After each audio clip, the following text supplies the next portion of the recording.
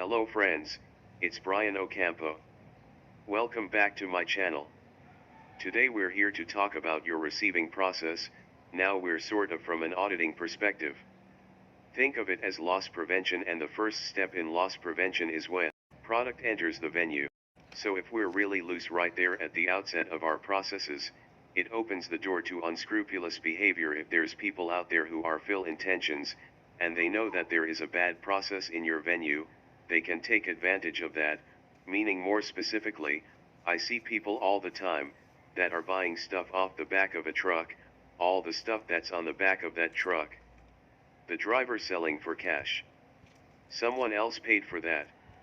Right, so want to make sure that our processes are tight, such that we're not the ones being taken advantage of in that circumstance.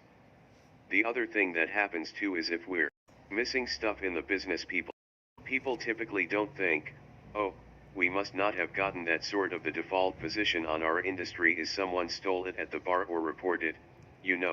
We sort of track it straight to an employee problem, and that may not be the case, friends. So we want to make sure that we've got great accountability the minute product hits the venue from a receiving perspective. So how do we do that? For really easy, awesome things, and I'll lock this up for you. The first one is having a designated receiving area. I know there's some of you that do unattended deliveries, meaning you have said might be food too, by the way, that comes in and no one's there. I need that in a specific area where the drivers drop that stuff off, and then I want you to put a camera on that space. So a lot of times, to drive the point home, I'll see drivers who come in, and some drivers will take kicks straight to the kick room, and some will leave them by the back door. Drivers will take the liquor to the office, and then some will take it to the closet area, and stuff's just happening all over the place. I want to lock that in, and communicate to all of our delivery drivers and all of our vendors, here's where we accept deliveries, and by the way, it's all on camera. We want to emphasize that we have accountability on this, and people are going to be a lot less likely to try to take advantage of you when they know that stuff's on camera. So, if there's a dispute and something doesn't show up, and I have that uncomfortable call with your rep, and you say, hey, I never got this, and they say, look, you signed for it. Our driver said they delivered it. You signed for best we can tell you on it. That's an uncomfortable conversation. What I want you to be able to do is say, let's go to the tape. And you see it come in on tape, you got. If it didn't show up on tape, didn't get it. Give me that credit. The second thing I want you to do is get a signature for whoever accepts delivery, if it's not an unattended delivery. So there's days where the manager's not there. There's oftentimes we're doing audits, and I'll say, hey, look, man, it just feels like this is not a high-def item, feels like one of those deals where this thing didn't show up. And the manager will say, I don't work that day, and I'll say, okay, fair enough.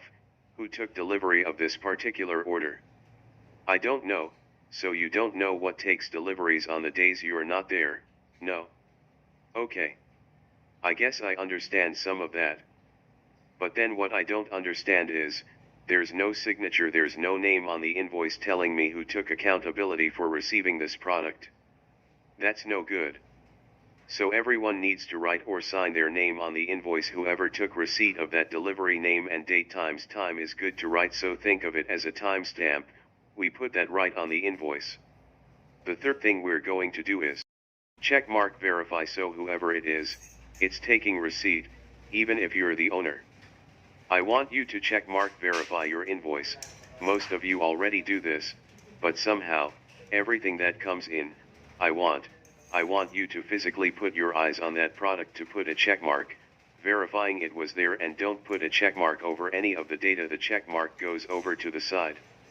Sometimes, people scribble out, they do the craziest things, so the invoices, I can't read it afterwards.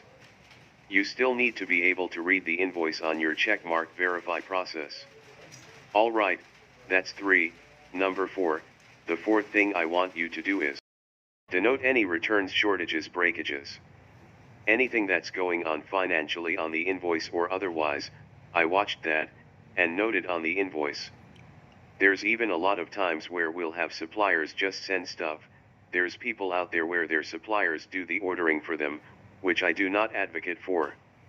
There are also times out there where suppliers just sort of sneak in products that they're promoting and they want to move, and they're still charging for this stuff, which blows my mind. But we want to make sure that anything that we send back, anything that's damaged, empty kegs going back, whatever the case may be, any financial or inventory transaction needs to be written down on that invoice. So, in the end, it looks like this driver comes in, knows where the designated drop spot is, that designated drop spot is on camera. They're going to go find the manager, whoever is going to receive that invoice. That person is going to come over, put their eyes on every product, check mark verifies. When they're done, they're going to sign their name that they verified everything that was coming in, and they're also going to make note of any returns, damages, anything like that that's going back to the vendor, and we have a complete and bulletproof receiving process, and that's going to eliminate a lot of stress out of the business, a lot of ambiguity out of the business. And frankly, make sure that we're not blaming somebody for losses that aren't their fault, which I know is important to everyone who's watching this video. I hope these tips can help you improve your receiving process. Hope you liked it and gained some knowledge on this video. For videos like this and more, please hit the like button and subscribe to my YouTube channel. Don't forget to hit the notification bell to be updated about interesting upcoming videos. This is Bryan Ocampo.